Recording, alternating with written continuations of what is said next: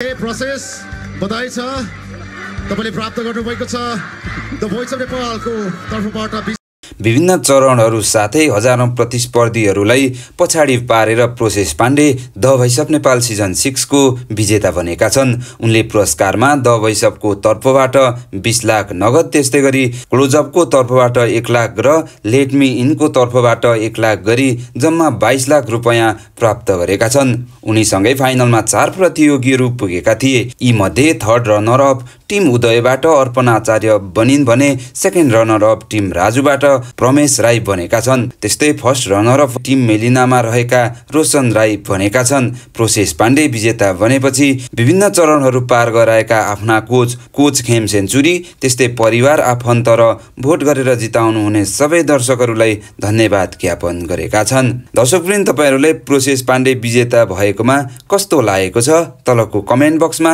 Comment गर्नुहोला र यो भिडियो तथा जानकारी मन परेमा भिडियोलाई लाइक, शेयर र तपाईँ हाम्रो च्यानलमा नयाँ हुनुहुन्छ र हाम्रो च्यानललाई सब्स्क्राइब गर्नुभएको छैन भने सब्स्क्राइब गरेर हामीसँग जोडिनुहोला। अन्तिमसम्म भिडियो हेरेर साथ दिनुभएकोमा तपाईहरू सम्पूर्णलाई धेरै धेरै धन्यवाद।